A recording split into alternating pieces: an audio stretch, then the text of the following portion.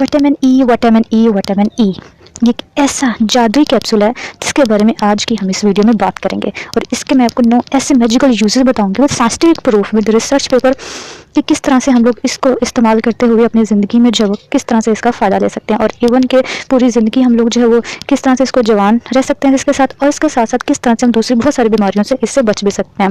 और इसके साथ इस वीडियो के लास्ट में मैं आपको जो कुछ बोनस टिप्स आपके साथ डिस्कस करूँगी किस तरह से विटामिन ई के कैप्सूल्स को हम लोग अपनी स्किन के लिए, अपने बालों के लिए और अपने नेल्स के लिए यूज़ कर सकते हैं, और इसको जो क्या डायरेक्ट स्किन पे अप्लाई करना चाहिए या नहीं, और इसके क्या इफेक्ट्स होते हैं, क्या साइड इफेक्ट्स होते हैं, वो सारी हम लोग इस वीडियो में बात करेंगे। Enter the world of pharmacy.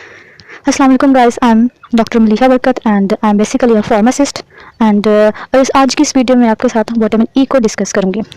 First is there is introduction. What is the vitamin E? Vitamin basically is a vitamin supplement जिसको हम लोग सब ईवीएन के नाम से जानते हैं। ये मार्केट में बहुत इजीली अवेलेबल होता है, बहुत चीप होता है और इसकी पोटेंसी आपको डिफरेंट रेंज में जैसे लाइक 200 mg, 400 mg, इवन के 600 mg मिल जाते हैं। बहुत सस्ते कैप्सूल्स होते हैं ये और हर एक फार्मेसी पे, ये मेडिकल स्टोर पे आपको मिल जाते हैं इजीली। विटामिन सप्लीमेंट है और ये जो है हमारी बॉडी में भी जो मौजूद होता है जिसको हम अल्फा टोकोफेरोल के नाम से इसको जानते हैं। फैट सोल्युबल विटामिन है, आपको पता है 2 तरह के विटामिन होते हैं, फैट सोल्युबल और वाटर सोल्युबल होता है ये, और ये वाला विटामिन हमारे पास फैट सोल्युबल विटामिन होता है।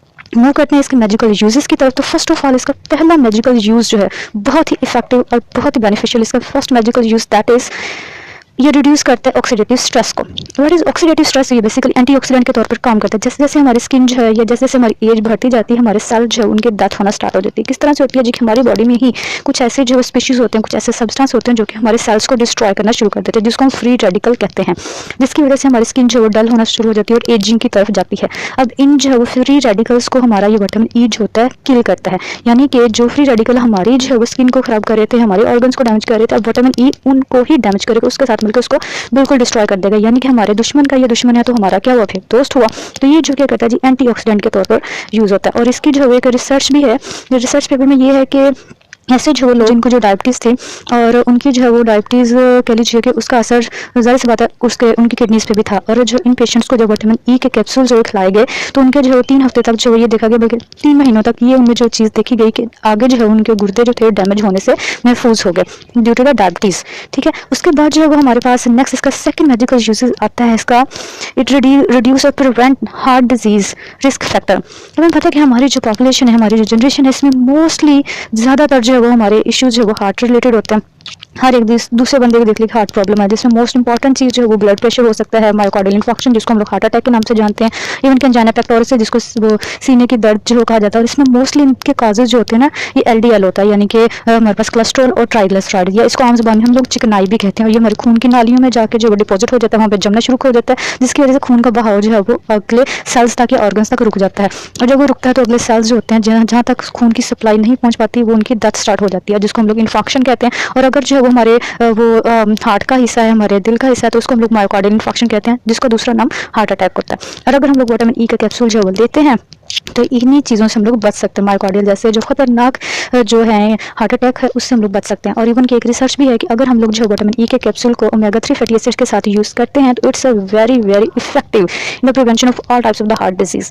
Next there is a third medical use that is prevention of non alcoholic fatty liver disease. अब ऐसे पेशेंट जो कि ऐसे पर्सन जो कि अल्कोहल जो है वो यूज़ नहीं करते, लेकिन उनका फिर भी जो है लिवर जो है उसके ऊपर फैट आ जाता है, ठीक है, और उनको जो है वो उसमें जो है वो ये 2 तरह के एंजाइम होते हैं, एसजीओटी और एसजीपीटी, इनका लेवल जो बढ़ा हुआ होता है। और अगर हम लोग उनमें जो विटामिन ई के कैप्सूल्स यूज़ करवाते हैं, विटामिन ई सप्लीमेंट्स यूज़ करवाते हैं, इट्स वेरी वेरी इफेक्टिव।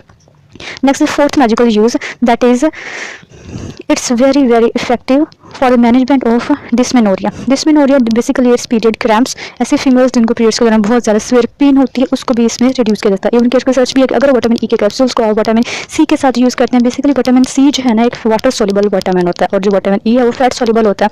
इन दोनों को अगर मिलाकर इस्तेमाल किया जाता है तो ये जो है वो इंटेंसिव पेन से बहुत ही जल्दी जो इसको मैनेज किया जाता है। नेक्स्ट फोर्थ इसका medical use fifth medical use इसका हमारे पास आता है कि it's very very effective and benefit for skin health. ये मेरा सबसे इम्पोर्टेंट सबसे मुझे जो मज़े का इसमें यूज़ रहता है that is medical uses for skin. और आप लोग मुझे कमेंट्स में लाजमी बताइएगा कि आपको इसका कौन सा मेडिकल यूज सबसे अच्छा लगा, कि इससे जो है हम लोग स्किन की हेल्थ अच्छी रहती है, कि डार्क सर्कल है, अनइवन स्किन है, टोन अच्छी नहीं है, या रिंकल्स हो चुके हैं, या स्किन डल हो चुकी है, डार्क स्पॉट्स हैं, कुछ भी है, जस्ट लाइक हाइपर पिगमेंटेशन होती है, उन सब चीज़ों इसकी वजह बेसिकली ऑक्सीडेटिव स्ट्रेस होती है, और हमने पहले देखा कि एंटीऑक्सीडेंट है, तो इन सब चीज़ों से भी हम लोग जो है वो इसको बच सकते हैं। और इस किस तरह से हम लोग अपनी स्किन पे इसको अप्लाई करते हैं, डायरेक्ट अप्लाई करना है या किसी चीज़ के साथ यूज़ करना है, वो मैं आपको इस वीडियो के लास्ट में बताऊँगी। नेक्स्ट इसका 6 मैजिकल यूज़ आता है कि हम लोग जो है वो इसको यूज़ कर सकते हैं for the cognitive function improvement. Cognitive function हमारे पास ब्रेन से रिलेटेड होता है कि ऐसे लोग जो कि बुढ़ापे में जाके उनको जो एक बीमारी होती है, इसको भूलने की बीमारी कहते हैं, अल्जाइमर्स भी इसको कहा जाता है, डायमेंशिया भी इसको कहा जाता है। अब ये जो होते हैं, अगर हम विटामिन ई के कैप्सूल यूज़ करते रहते हैं तो इस तरह की बीमारियों से भी हम लोग बचते रहते हैं कि हमारा ब्रेन जो है बहुत ही एक्टिवली जो काम करता है। नेक्स्ट इसका मैजिकल यूज़ आता है that is very effective in old age. Old age में जो हमें ये बहुत इफेक्टिव होता है इम्यूनिटी के लिए। इम्यूनिटी का जो है वो सीन या जितना हमें 2 साल में हमें पता चल चुका है कोरोना के केस में, हमें कभी भी जो है इसको हम लोग इग्नोर नहीं कर सकते। अगर हम लोग जो है बहुत ज़्यादा ये क्या नाम है, जिस तरह के कोरोना का केस रहा था उसमें ज़्यादा लोग जो इफेक्ट हुए थे वो जो ज़्यादा एज वाले थे और जो बच्चे थे, क्योंकि बच्चों में जो इम्यूनिटी इतनी डेवलप नहीं हुई थी और जो बूढ़े थे उनमें जो इम्यूनिटी उनकी कम हो चुकी थी। तो अगर हम विटामिन ई के कैप्सूल यूज़ करते रहते हैं तो it's very effective for immunity. और जैसे आप ओल्ड एज में जाते हैं तो आप बहुत सारी इन्फेक्शन बीमारियों से, माइक्रोब्स वगैरह, बैक्टीरिया, वायरसेस वगैरह, इनसे आप महफूज रहते हैं। नेक्स्ट इस magical use is for very effective for lung functioning. हमें पता है कि हमारे इर्द गिर्द कितना पोल्यूशन है, जैसा हमारे इन्वायरमेंट में इससे दरख्त हम लोग जो है लगाते नहीं है या काटे जाते हैं, जिसकी वजह से हमें जो लंग्स के बहुत सारे प्रॉब्लम होते हैं, जिसमें हमारे पास कफिंग भी हो सकती है, अस्थमा भी हो सकता है। और इन सब चीज़ों के लिए अगर हम लोग इफेक्टिवली जो यूज़ करते हैं विटामिन ई को, रेगुलरली यूज़ करते हैं, it's very very effective. And next is last and most important use, सबसे ज़्यादा इंपॉर्टेंट यूज़ का विटामिन ई का, इट्स प्रिवेंट फ्रॉम इनफर्टिलिटी। ऐसे जो पेरेंट्स जिसमें जो है वो मेल्स में जिनमें स्पर्म की जो है वो कह लीजिए को क्वालिटी जो कम हो चुकी है, या फीमेल्स में जो है वो एग जो है वो कह लीजिए प्रॉपरली जो फॉर्मेशन नहीं होती है ड्यू टू द एज और due to the other reasons, और उनमें भी जो है वो अगर हम लोग ये यूज़ करते हैं विटामिन ई के कैप्सूल, इट्स वेरी इफेक्टिव। यहाँ तक जो हमारे मेडिकल यूज़ कंप्लीट हुए। नेक्स्ट जो है वो हम लोग कितनी इसकी जो डोज यूज़ कर सकते हैं, it's from 200 milligram to 600 milligram, even normally हम 400 मिलीग्राम का जो वीन के कैप्सूल होता है वो आप रोज़ उसको जो है मॉर्निंग में ब्रेकफास्ट के बाद यूज़ कर सकते हैं। इसके और सोर्सेज कौन से होते हैं, क्योंकि एज आ जो है वो मैं फार्मासिस्ट एज आ चीज़ों को जो है वो सप्लीमेंट्स की फॉर्म में लेने की बजाय या टैबलेट्स की फॉर्म में लेने की बजाय आप नेचुरल सोर्स के इसको लें तो ज़्यादा इफेक्टिव होता है। Just like sunflower oil, almond oil आता है, अगर बादाम को आप रोस्ट करके भी लें तब भी जो बहुत ज़्यादा इसमें विटामिन ई की कंसंट्रेशन होती है। स्पेनिश, पालक में, ब्रोकली में, कैवी, मैंगो, टमाटो, इन सब में जो है बहुत ही ज़्यादा अच्छा जो आपको विटामिन ई मिल जाता है। एडवर्स इफेक्ट इसके जो कुछ इतने खास नहीं है, ये बहुत सेफ होता है, लेकिन फिर भी जो है वो आपको स्टमक पेन हो सकती है, डायरिया, नोजिया या थोड़ा सा चक्कर आ सकता है इसको लेने से, या फिर जो हेडेक हो सकता है, ये बहुत ही कॉमन है, ठीक है। ब्लड वीन हो सकती है या रैशेज वगैरह हो सकते हैं। प्रिकॉशंस के ऐसा कौन से पर्सन है जो उसको नहीं ले सकते, तो ऐसे पेशेंट जिनकी रिसेंटली कोई सर्जरी हुई है, कोई इनको इंजरी थी या ब्लीडिंग का कोई प्रॉब्लम है, उन पेशेंट्स में इसको जो है वो नहीं ले सकते, क्योंकि एक रिसर्च के अकॉर्डिंग ये विटामिन ई जो होता है हमारे जो प्लेटलेट्स होते हैं उनकी एग्रीगेशन को कम करता है। प्लेटलेट जो होते हैं ये हमारे खून को जमाने में हेल्प करते हैं, यानी जिसको क्लॉटिंग जो होती है उसमें हेल्प करते हैं, और अगर ये विटामिन ई क्लॉटिंग को कम कर रहा है तो जाहिर सी बात है वो ब्लीडिंग को जो है वो इंक्रीज़ कर देता है।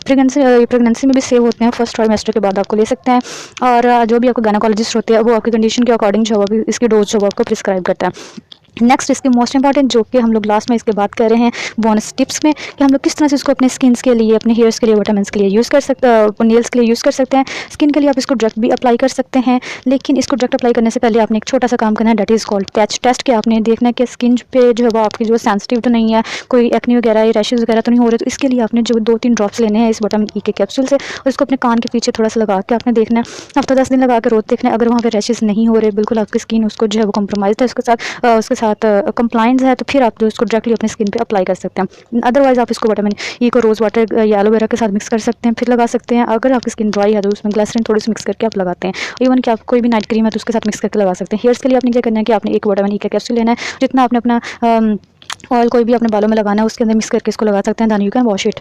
फिर नेल्स के लिए आपने इसके नेल्स के ऊपर लगा के ओवरनाइट इसको स्टे देना है, then you can wash it. Here's we have completed. And अगर आपको इसमें से कोई भी बेनिफिट इसका अच्छा लगा, you can share it with others, और मुझे लाजमी बताएं कि आपको इसका कौन सा ऐसा मैजिक अच्छा लगा सबसे। ओके, टेक केयर, अल्लाह हाफिज़।